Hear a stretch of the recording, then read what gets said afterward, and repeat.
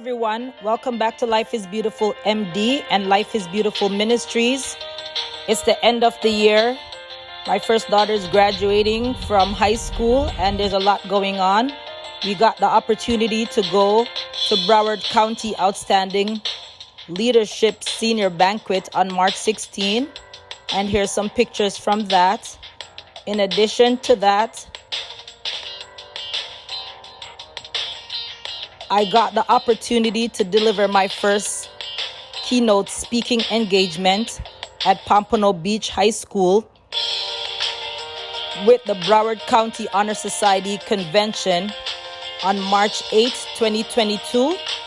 I pray that this speaking engagement may bless you, inspire you, and give you all you need to continue to go on and move on. My daughter sang the national anthem, and I was blessed to speak to approximately 170 plus students about how I reached where I am, some of the secrets to my success. I pray that it may bless you and encourage you to continue to move on and know that with God, all things are possible. Be blessed, enjoy, and we will talk soon. Here we go. Here we go. Here we go. Thank you again, Kalia. Thank you very much.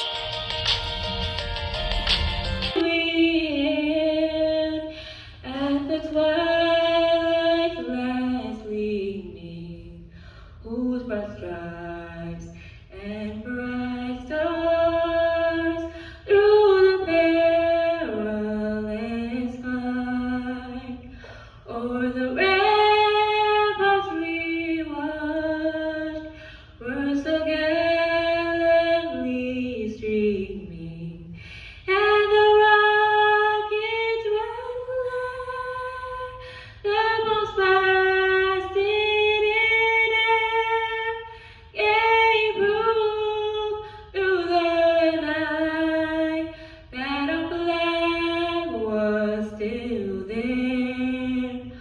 Oh, say does that star-spangled banner yet wave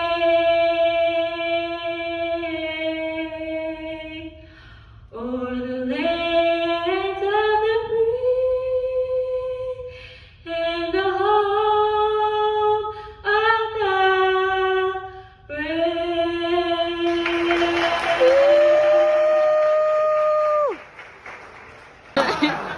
Believe in yourselves like I believe in you.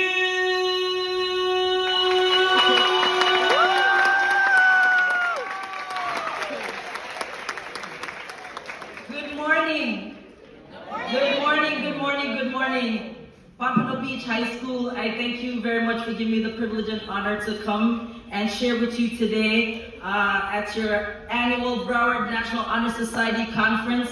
Dr. Pine, I thank you very much for your leadership at Hollywood Hills Entrepreneurial Leadership Military Academy, where my beautiful daughter, Cleopatra Pusey, that just sang the national anthem for you. It's because of her that I'm here today. She's the one that asked me to be a keynote speaker. So for years, I've gone to her elementary school, middle school, and her high school, and I've spoken there. But usually I go to a classroom, and then like 30 students come at a time. So I'm thinking I'm going to a classroom, and 30 students are coming at a time. She's like, no, Mom, you're speaking to. Oh, I said, okay. All right, so here we go. So I'm just here. It's such an awesome opportunity to be here, to be in front of you, to share with you my life, the secret of my success. And I hope what I say here to you today may just bless you and inspire you and help you to get to the next level. So I'm gonna start by letting you all know that I was born in the country of Jamaica, Falmouth, Jamaica. So, yes. We have to be proud of our small beginnings. So I was born in Jamaica. My parents, 19 years old. They had me when they were 19. My mom, when she was pregnant with me, a lot of people told her to do otherwise, if you understand what I mean. But she chose to bring me forward. And every day she walks around with the people that told her to do otherwise. She said, there's my daughter, and she's a doctor. You understand? Sometimes when things happen and things go wrong, and we get lemons, we have to take it and we have to make lemonade. My mom and my dad, I'm so glad they had me.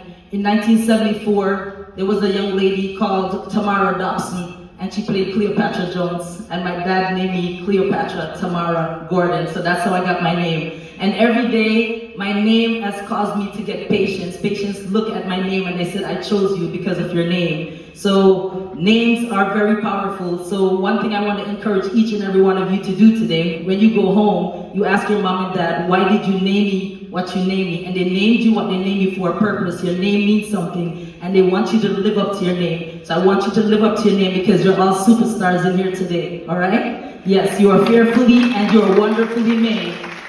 You're fearfully and wonderfully made. God knew you before you were formed in your mother's womb. Every hair on your head is numbered, and you are special. And every day I want you to get up and look in the mirror and tell yourself that I'm all that and a bag of chips, okay? I'm all that and a bag of chips. Guys, you can say it too, I'm all that and a bag of chips.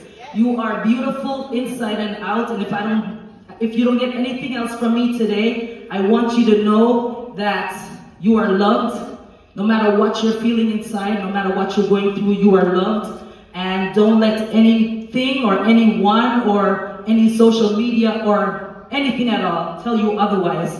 You are beautiful just the way you are. And the sky is the limit for you. The only person that can stop you from going where you need to go is you. So you're going to look in the mirror every day and you're going to tell yourself, I'm all that and a bag of chips, and I'm going to do everything I can do to make it to the top, because the sky is the limit. As a matter of fact, I stopped saying the sky is the limit. Infinity and beyond, right? Like Buzz Lightyear, infinity and beyond.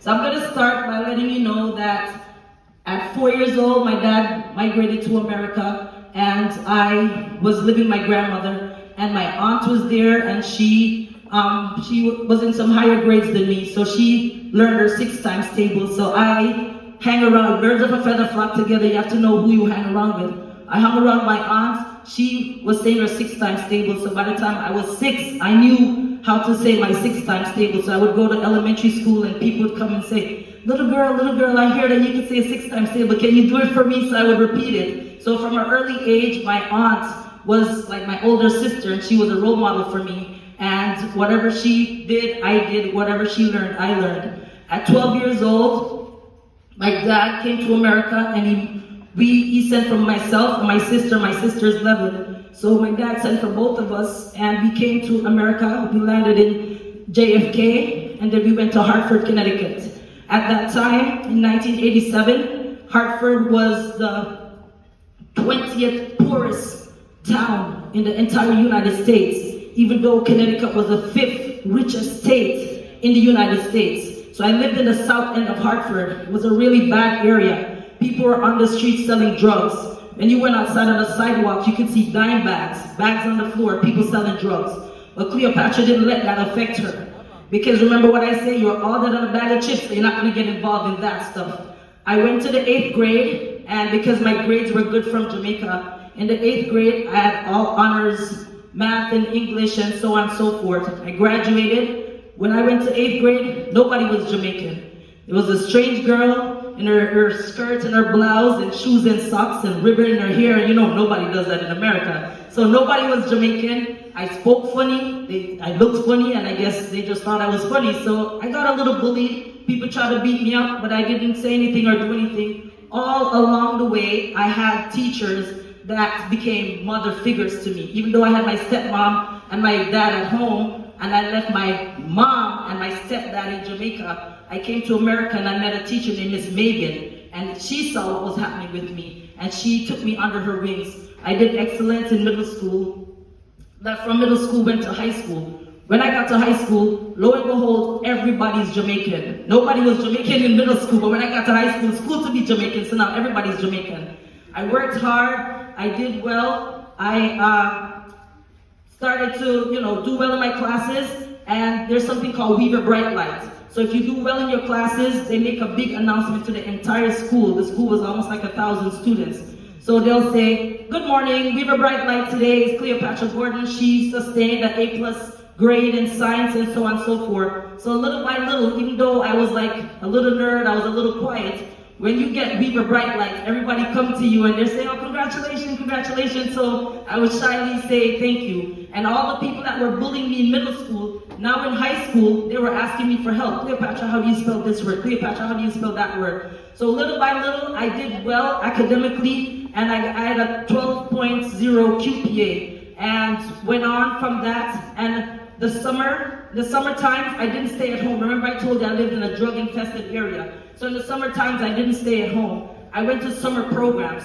So I went to Wesleyan University in Middletown, Connecticut, and I went to a program. They gave us money, and I learned to play volleyball. So when I went back to school, sophomore year, the teacher told me that, Cleopatra, you can't just be getting all A's and B's. You need to be doing some athletic activities. So he wanted me to play soccer, but I learned volleyball over the summer, and they didn't call me Miss Spiker and gave me like an award and everything, so I decided to play volleyball. So long and short of the story is, I started to play volleyball, and at the end of 4 years, I became the captain of the volleyball team. And I went on to college, and I played 4 years of college volleyball, and I was a captain in college also. And then I went on to Connecticut Olympics, and I was coaching that. So just from that summer program that I went to learn volleyball, 4 years of high school, 4 years of college, and coached volleyball afterwards. I was an outside hitter.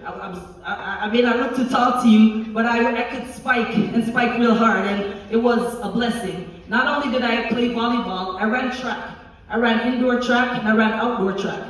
In Jamaica, you know Usain Bolt, the fastest man in the world, right? Well, he went to my high school. My high school in Jamaica is William Lind Memorial High School. In Jamaica, you go from first grade, second grade, all the way to fifth grade. When you get to fifth grade, you have to take an exam in order to go to high school. If you don't pass that exam, you cannot go to high school. So you get 2 chances. So I took it in the 5th grade and I didn't pass.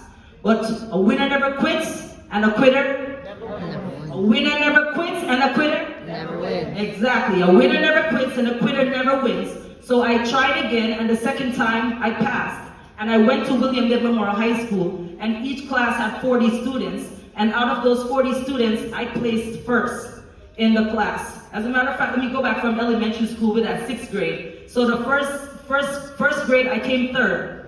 2nd grade, I came 2nd. And I said, I don't want to be 2nd, I don't want to be 3rd, I want to be 1st. So 3rd grade, 1st place.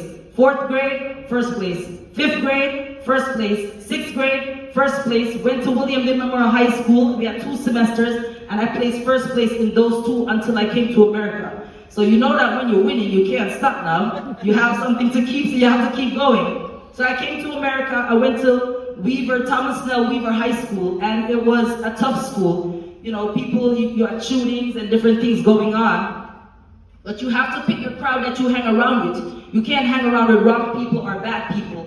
So I hung around with just my little posse that, we helped each other. We played volleyball with each other. We behaved ourselves together. We were in the Connecticut pre-engineering program together. We were in the West Indian Club together. We were in the National Honor Society together. Put your hands for yourselves. Congratulations here. Yes.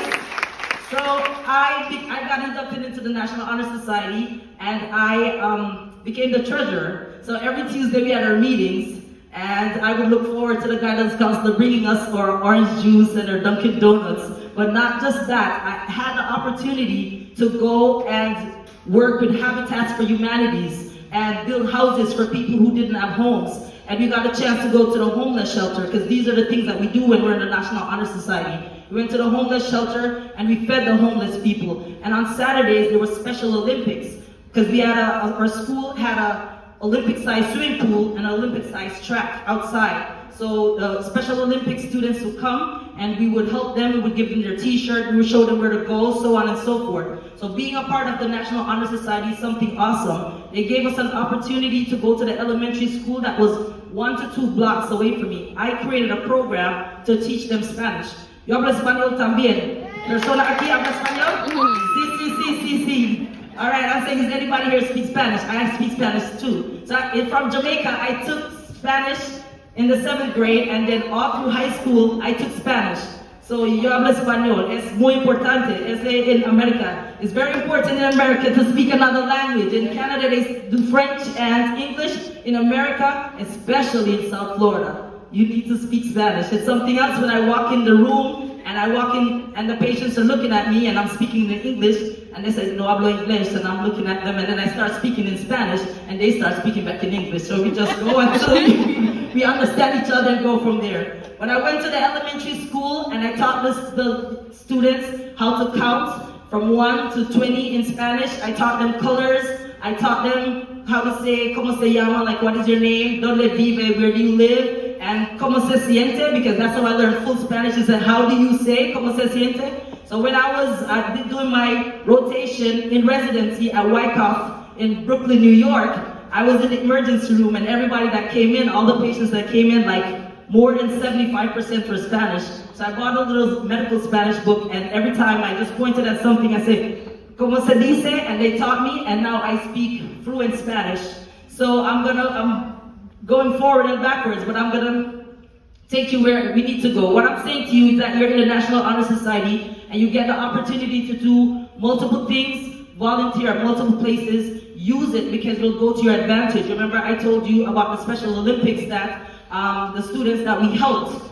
Right now in my practice, we have 62 facilities, multiple of them here in Pompano. We go to nursing homes, group home, assisted living facilities. We see patients with mental disability, intellectually disabled, Down syndrome, cerebral palsy. Some of them, because they did not wear their seatbelt, please wear your seatbelt, young people. Because they did not wear their seatbelt, they got into car accidents, so now they're paralyzed from the neck down. They have trachs in their throat. They have a feeding tube in their stomach, so we go to their personal homes and take care of them. So don't forsake small beginnings. Whatever it is that you're doing now, and sometimes your leaders may tell you do this or do that, and oh, I don't want to do that, and you don't know where it's going to lead you. Because look at me with the National Honor Society, starting with the Special Olympics, and now that's 1/3 part of my practice that I have right now. So back to Weaver High School, I went there, I ran track, I played volleyball, and you know, if everybody's around the track, everybody wants to see the people that are running fast. Nobody paid attention to the field events. But I did javelin. Do you know what a javelin is? You know the thing you run at? I love javelin. Javelin, shot put, discus, high jump, long jump, you name it, Cleopatra was in it. So I did everything, and I ran the 800. I'm not a fast person, but I had endurance. So I ran the 800 meter and the 400 meter. So there was one time that we were on the track at school, and all the other parts finished. Nobody's coming in the corner to watch you do high jump, long jump, shot put, or discus. But after the game was tied, it was one school against the other, and the game was tied. All of a sudden, I see a whole host of people coming over to the high jump where I was. Apparently, they needed my points. They needed me to come first in the high jump for them to win the entire thing. So sometimes you're doing some stuff, you're not the Usain Bolt, you're not the fastest runner, and people think that, you know, they're not paying you no attention. Don't mind who's paying you attention, who's not paying you attention. You pay attention to yourself and know that whatever it is that you're doing, even though it seems like it's not making any sense now, it will make sense. Everybody came over, Cleopatra, you need to jump over 5'6" so we can win this tournament. And Cleopatra did run, and Cleopatra did jump, and Cleopatra did cause them to win, and we won. We won because I came first place in the high jump.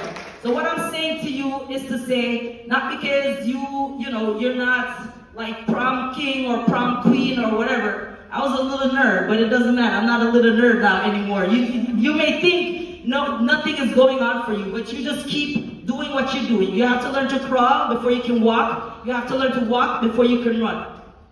So after all of that, I graduated 3rd in a class of 273 from Weaver High School, and even though I didn't do well on my SATs, I matriculated. I got accepted into probably like 7 colleges. I took a chance and I applied to Yale. I didn't expect to get into Yale because my SAT scores are 860, but My GPA was very high, and my ACT scores were also very high. So I went to, you ever heard of sister Ivy Leagues? There are Ivy Leagues like Harvard and Yale, and there's a sister Ivy League like Wesleyan University, and that's where I went. So Wesleyan University in Middletown, Connecticut. When I was applying for that, they asked me, how are you going to impact her college? What are you going to leave here? What legacy are you going to leave here? And I told them that I'm going to come and I'm going to major in one of the sciences, either biology or something else. I told them I'm going to run track. I told them I'm going to play volleyball. I told them that I'm going to participate in as many clubs as I can, and I'm going to make them a great alumni.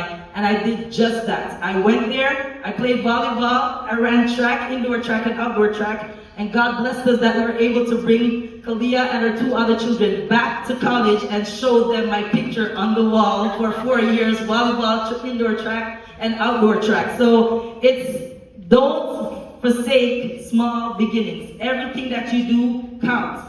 Everything that you do counts. When I first started running track, I couldn't run fast. And I went to our coach, his name was Mr. Butterfield, and I said, Mr. Butterfield, I'm gonna quit.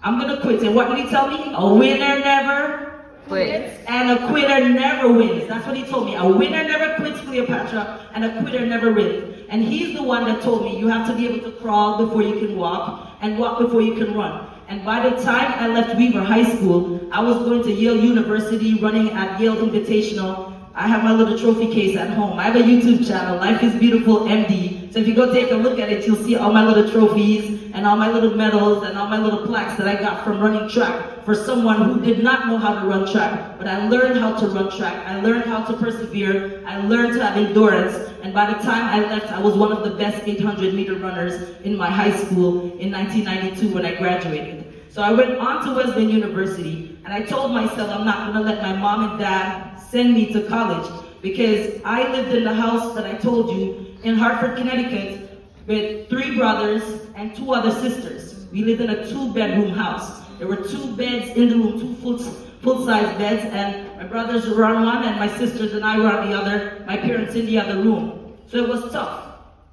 I didn't want anybody to say, oh, dad sent you to school and dad didn't send me to school. So guess what? I said, I'm sending me to school. So every summer I went to a program and I saved and I got multiple scholarships because of all the track and volleyball and everything that I did, and because of my academic. There's something called a McDonald's Scholar Athlete. I'm sure your school must have something called a Scholar Athlete. It's a person that has like the highest GPA, and they're also an athlete with multiple varsity letters. I received that and was able to go to a meeting with the #1 figure skater in 1992. I was able to go and meet her because of that scholarship that I received, the McDonald's Scholar Athlete. So you are doing what you're doing. You are thinking nobody's paying you no attention. Remember what I said. Look in the mirror and just keep going. You should be in competition with no one but yourself. Competition with no one but yourself. I remember my friends would be standing together and somebody would come and say, oh, I got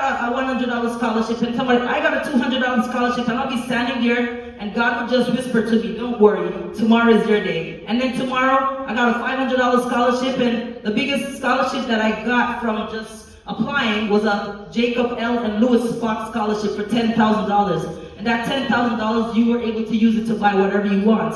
And in 1992, computers were a big deal. And I was able to buy a computer with my Jacob L. and Lewis Fox scholarship. So when things are happening for other people, be happy for them. Genuinely happy for them. Don't be jealous of them. Don't be jealous of anyone. Remember, you're in competition with no one but yourself. So don't be jealous of anyone. Just trust God, and He's going to see you through and give you yours. Remember, everybody's getting their scholarship, and I said, I wasn't worried. I genuinely said, congratulations. And God said, yours is coming. And mine did come. Went to Wesleyan University, and my dad gave me $500 when I was going there. But before the year ended, I gave my dad the $500 back. They kind of don't know how I got to college, but I just called him after 4 years and said it's graduation time. I went to Wesleyan University, and my first year there, one of my professors, I took AP classes in high school, and one of my professors literally said to me, I don't know how you got into this college. I don't know what you're doing here. And I was in a history class just like this with as many people as this in there. And he stood up and he said, Cleopatra wasn't an Egyptian queen. She was Macedonian Greek. And he You know, if I listened to him, remember what I said, don't let anything or anyone put you down. I had to stand firm and know that he who began a good work in me is faithful to complete it. And I did not allow him to tell me or make up in my mind for me to believe that I didn't belong at Wesleyan University. Wesleyan University was almost like 1,000 students that attend. I don't want to misquote, but it's about like, it was 100 people of color meaning people that looks like us. Just 100 out of 1,000. So even though it's 15 minutes from my house, I have culture shock. Just imagine going from an all African American and Hispanic high school, and now you're in college, and there's only 100 out of like 1,000. So I had culture shock, but I made a lot of friends. I was only one of two, person of color on the volleyball team and on the track team, but I made a lot of good friends, and I didn't let anything or anyone stop me. We went there, I said I was gonna major in pre-med, and we found a group of people from Virgin Islands, and everybody's gonna major in pre-med. But how about when we got to biology? Okay, we did good, we're going. Second year, organic chemistry came. Oh, wow. We had to separate the sheep from the goat. People started dropping off. And I got like a 27 on the test one time. 27 out of 100. And I said, oh my gosh, and I was going, and I said, no, I have to withdraw from this class. I withdrew from the class, and I took it over the summer. And I got an A in the class. When I called them and asked them, what's my grade? And they said an A. I was screaming, and then I hung up the phone and I called back and said, wait 1 second. Can I give you my social security number? Can you just make sure it says Cleopatra Gordon? Can you make sure what you're saying is correct? And that's what I did. Sometimes when you leave here, you go to college. You're gonna be taking classes, and the class is gonna be tough. Playing volleyball, running indoor and outdoor track is 25 hours plus a week. Remember I told you, I said my dad, I didn't want him to send me to college. I was going to send myself to college. So I had to work. I did a lot of, Jamaicans have a lot of jobs, right? Jamaicans have every kind of jobs, So when I went to college, I was preschool teacher. I taught the little kids at the preschool, so all the professors' children, they came to the preschool, so I taught them. And then I decided to major in neuroscience and behavior. So I majored in neuroscience and behavior. So neuroscience was all about the brain. Human brain, bird's brain, rat's brain. We're doing a lot of different research for Alzheimer's, dementia, stuff like that. So I got a job taking care of all the birds. So I had to clean their cages and, put their feeds, put their water. I did that. And then I took care of the skates, the flat fish called the skates. I fed them squids because we use their brains too to follow like a commercial pathway, to follow one pathway from one part of the brain to the other. And in the second year of Wesleyan University, I was able to help a PhD candidate repeat her thesis to confirm that what she was saying was correct. And she paid me $4,000 for 6 weeks to do that. Do you know how much $4,000 is? I went to college when I was 17, so it was like by 18, 19. $4,000 one summer. And because that $4,000 I used and was able to send my sister and myself back to Jamaica. I know my dad is gonna be probably a little mad, but he was upset because he couldn't afford to send us back to Jamaica because there was so many of us in America was trying to take care of. And I went and found a job, made $4,000 for that summer, and was able to buy a barrel. Do you know what a barrel is? Maybe some Caribbean people, it's a big jumbo, so you put all kind of foods and stuff in there. I was able to pack one of those and send that to Jamaica to my mom and pay for my sister and myself to go back to Jamaica. So we're doing a lot of things here. I know social media is around, but you can do a lot. There's a lot for you to do. You just have to go to the right place at the right time. You just have to ask God to lead you and guide you, and He will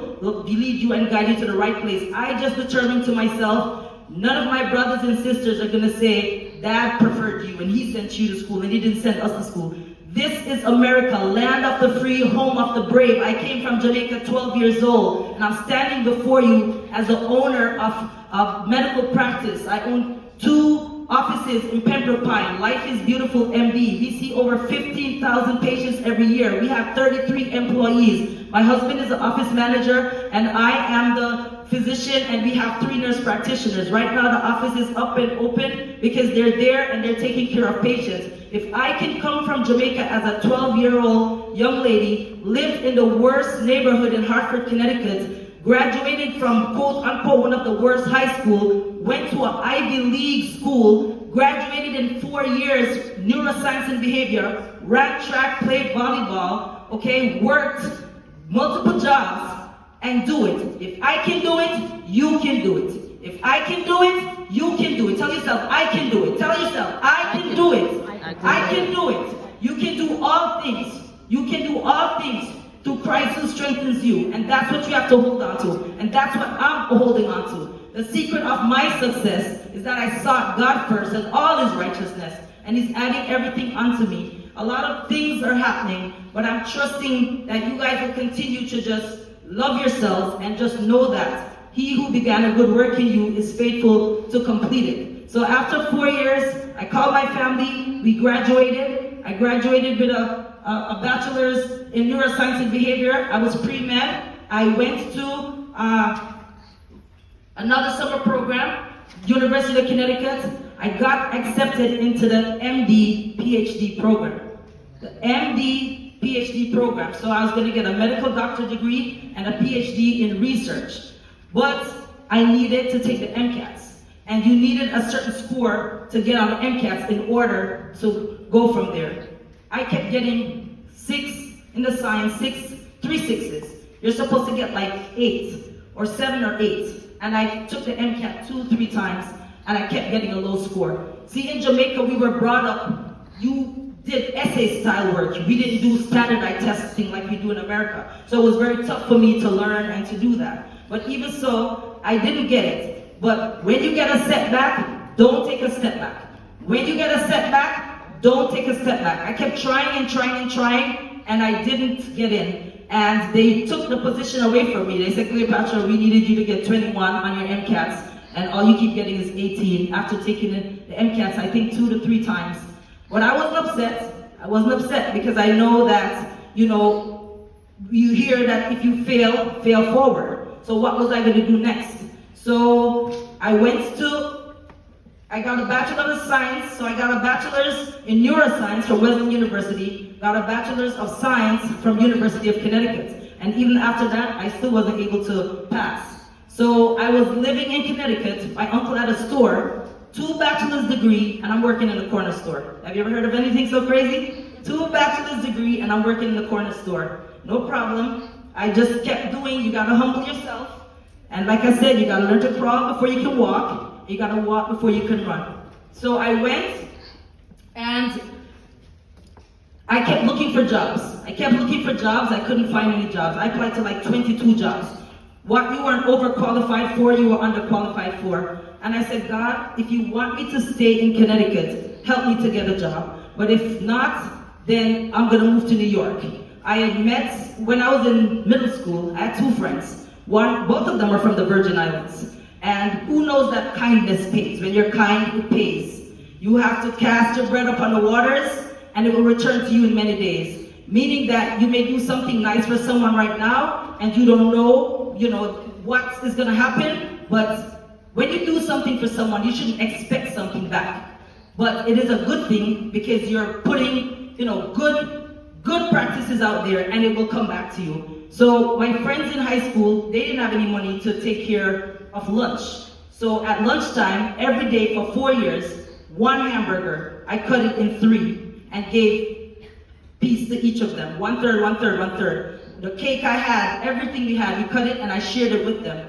When we were in the sophomore year, I was sitting with one of the friends, and in Spanish class again, the teacher said, you're supposed to say, what do we want to be when we grow up? So I didn't know any other profession to say it in Spanish, because in that class you had to speak in Spanish. So in Spanish class. So my friend beside me, she kept asking everybody, what do you want to be? My friend said she wanted to be a pediatrician in Spanish. So I repeated it after her. And that same friend, I wanted to be a journalist. When I came to America, I wanted to be a teacher. And then when I saw the way the students were not so nice to the teachers, I changed my mind. But I realized that if you love them, they'll love you back. I realized that if you love the students, they'll love you back. Right, students? right? Yes, yes, and these are beautiful students, so they will do that. So after that, I wanted to be a journalist, and then I didn't know what I wanted to be. And my friend said she wanted to be a pediatrician. She said it in Spanish. I followed her and said the same exact thing. And lo and behold, look at me. I'm not just a pediatrician, I'm a family physician. A family physician goes from the womb to the tomb. So, as I stand before you as I think it's less than 8% of the world's physician is a woman of color. So you're looking at 8% of the world's physician is a woman of color. So you're looking at a rarity in front of you here today. So my friend, she said she wanted to be a pediatrician. I followed her and I said I wanted to be a pediatrician. So all those 4 years of sharing lunch with her, look what it got me, right? Birds of a feather flock together. They said if you're hanging out with 10 millionaires, you're gonna be the next one. If you're hanging out with 10 scholars, you're gonna be the next one. So make sure you know who you're hanging out with, okay? So my friend, she did that. So family physician means I was taught how to take care of a lady when she's pregnant.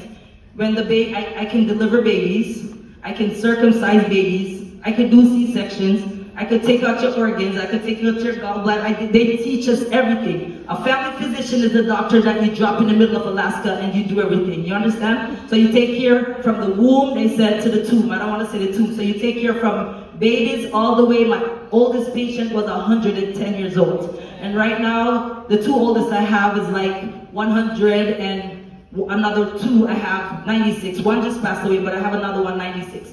So I can circumcise babies, I take care of moms, I take care of young people, I take care of adults with diabetes, high blood pressure, high cholesterol, weight loss. We do everything in our office. So that's the difference between a family physician. A family physician can take care of everybody in this room plus, but an internal doctor takes care of 18 and older, but I could take care of baby to everything. So that's what I did, just because I shared my hamburger with my friend and followed her. She said she wanted to be a pediatrician and I followed her. And at age 16, my grandmother passed away of liver cancer. She had metastatic liver cancer.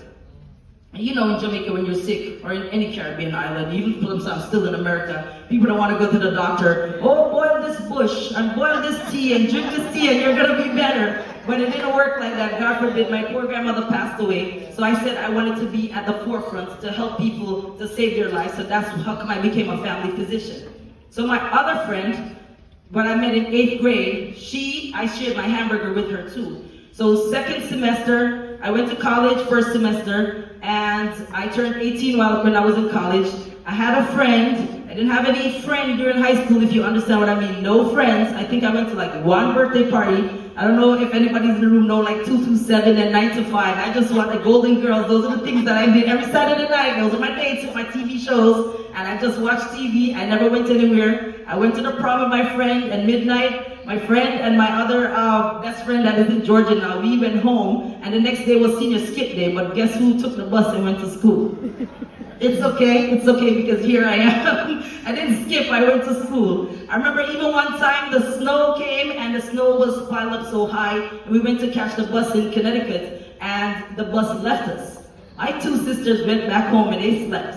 What did Cleopatra do? What do you think I did? I walked to school. I walked to school. Yes, nerd, it's okay. Look where the nerd is right now. It's okay. Yes. So I walked to school. So I'm telling you that sometimes the road may be easy for other people. Other people may want to take the easy road, but you don't take the easy road because hard work is the road to success. Hard work is the road to success. And obstacles are what you see when you take your eyes off your goals. I didn't want to take my eyes off the goal. I knew I wanted to be a pediatrician at that time. So whatever it took for me to go to school, however long it needed for me to stay after school and let the teachers tutor me, I did just that. So my other friend, in second semester in high school, I went to University of Connecticut from Wesleyan to visit her. And she introduced me to this guy. She told me, there's this cute little Jamaican guy I want you to meet. So we went to the cafeteria, and this cute little Jamaican guy just standing and just smiling from ear to ear. And I'm thinking he's smiling at me, but now I realize he just smiles all the time right now, right? As silly as that. So we met with each other, and we were talking, and we exchanged numbers. He asked me to give him my number and take his number. I said, I will not take your number, but I'll give you my number, and my address, and if you write me, I'll write you back. So back in the days, there was no cell phone, you know that, right? There was just dial phone, so there was no cell phone back in the 1992, 93, 94, right? Anyway, 1992 to 1996, it was just landlines. We wrote together back and forth for 6 months, and after 6 months, he said he was in love with me and asked me to be his girlfriend. For the first time in my life, I found, someone that meant a lot to me, and it's been 29 years. 29 years later, 29 years later, he's my best friend. He's the father of my 3 children. I have Kalia, and I have Kayla, and we have a son named Bramwell the third, and so he's my best friend. And we've been married for 24 years, because after 5 years, I was going to medical school, and we were 23 years old. I don't know what we were thinking, but it's working. It's 24 years ago. It's working. So he decided, he proposed, and 1 month before going to medical school, we got married. Wow. Who does that? Why would you do that? Anyway, we did that. We got married. We got married July 25th, 1998, and August 29th, 1998, here we go again. We had a wedding. We got $1,000 for our wedding gifts, because back in those days, people didn't give you no money setup thing. You brought a comforter, you brought a pot set, you gave me a microwave, you gave me some vase. I still like it that way. I want real presents. I want things that I can look back years from now and say, Miss so-and-so gave me that, and Miss so-and-so, and it's in the house. These things are 24 years old, and I could point that this one gave me this. Well, we got a $1,000 monetary gift. $500 of that monetary gift I took to go to Ross University School of Medicine. Because after I couldn't get any job, 2 bachelor's degree, applied to multiple schools, could not get any job, I moved to New York. I moved to New York with Bramwell, my husband. I moved there with him, and a lot of people told me a lot of things. Well, this is going to happen to you, and that is going to happen to you. I said, I know. I already prayed, and I asked God to show me the direction, and He showed me, so I'm going. So how about I moved to New York in September? And how about I got baptized, water immersion baptized, October. How about November, by the time I went back to Connecticut for Thanksgiving, my family, I had a ring on my finger. And even I had a ring on my finger, people kept saying, Cleopatra, are you expecting? I said, expecting what? Expecting what? I'm in love, he's in love, we're getting married. So November, we got engaged. December, I was on a campus. And a lot of schools kept writing me, because I applied to multiple medical schools and I didn't get in. Everybody kept saying no. And a lot of osteopathic schools and chiropractic school, podiatry school, they kept writing me. And I said, no disrespect to no other profession, but if I can't take care of the whole body, I don't want no foot, I don't want no back, I want all of it. If I can't get all of it, I don't want any of it. So I went to this campus and it says, do you want to be a physician? It was Ross University School of Medicine advertising, and I sent the thing in. I sent a little postcard in.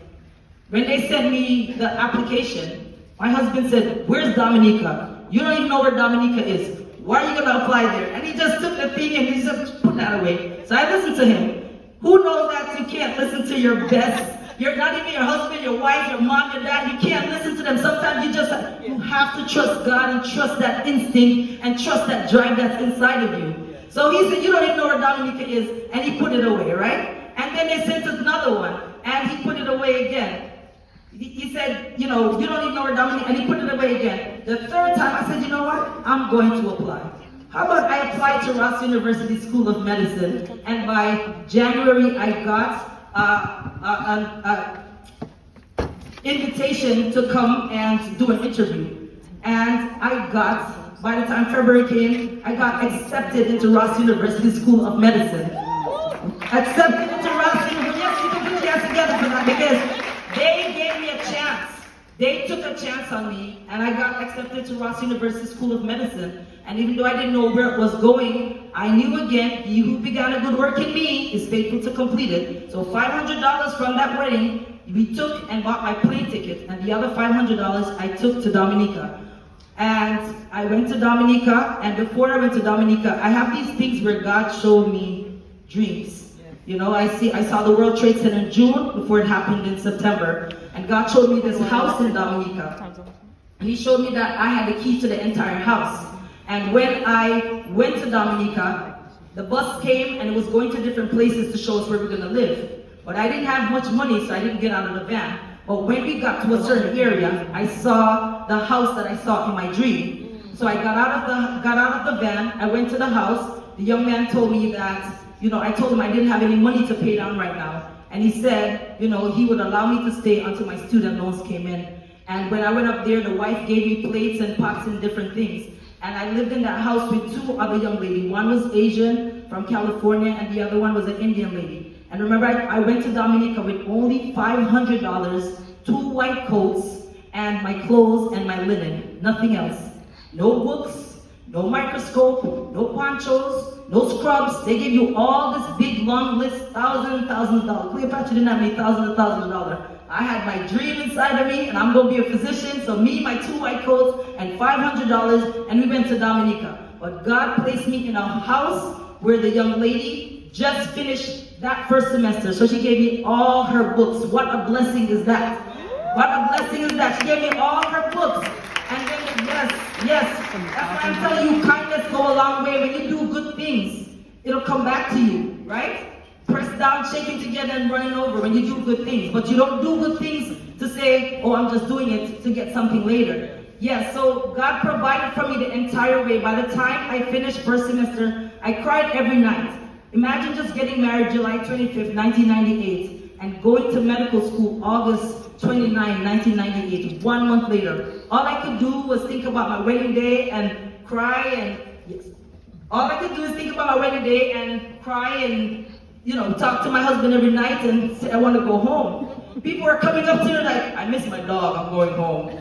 Yeah, I miss my mom, I'm going home. Oh, it rains too much here, I'm going home. People are just making those excuses. But remember what I said, obstacles are what you see when you take your eyes off your goal. I didn't take my eyes off my goal. There's so much more that I could say to you now, but that's why I'm putting them little by little on my YouTube channel. And one day, Tyler Perry's gonna make my movie, so remember I told you that. One day, you're gonna see this movie on the big screen, because I promise you, the secret to my success. So I did all of that, I worked hard, I finished. By the time 18 months at Ross University School of Medicine, I became the first student of color president for the Student Government Association. I think some FBA walking around FBA. So we share a lot in common today. We're National Honor Society and Student Government Association. Yes, so we did all of that, and right now, we moved to Florida 2007, opened our own practice. We have everything, like I told you, 2 offices. We see about 15,000 patients a year. I was voted one of the leading physicians of the world in 2021. I was voted, yes, so God be praised. So if I, a little girl, can come from Jamaica and do all of that in this America, and I was not born here, I encourage you and I implore you that no one can stop you but you. The sky is the limit. I'm going to give you guys cards, and if you need to email me, whatever, I'll become your mentor. I just want the best for you. I want you to believe in yourself like I believe in you, because I truly do, and I love each and every one of you, and God bless, keep and cover you, and thank you for giving me the opportunity to be here with you, and just keep on keeping on and never stop.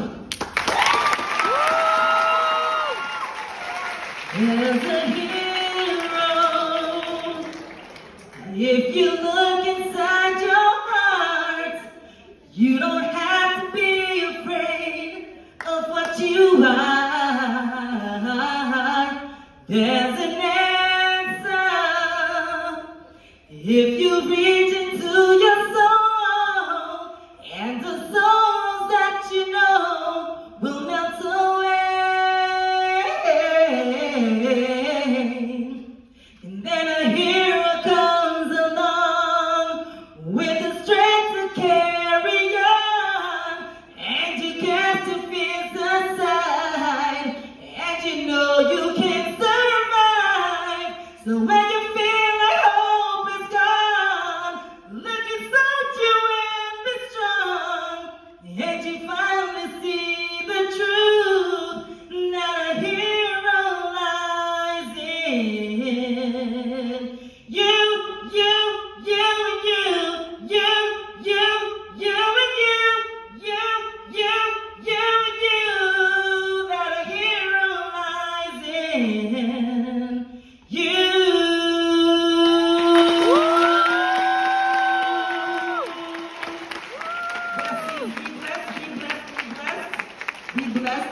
sky is the limit. Thank you very much for giving this opportunity. The sky is the limit. With God, all things are possible. Seek God first and all his righteousness, and he'll allow everything else to be added onto you. No matter what you're going through, no matter what you're feeling, continue to reach out to him and continue to reach out to God. He's just a prayer away. Whatever you're going through, ask him for help. He's our very present help in the time of trouble. Pray that this may bless you. Please share, like, and subscribe. Until we meet again, this is Dr. Cleopatra Gordon-Pusey, the Life is Beautiful MD and Life is Beautiful Ministries. We love you with the love of the Lord. My friends, go in grace. May God bless, keep, and cover you. In Jesus' name, amen.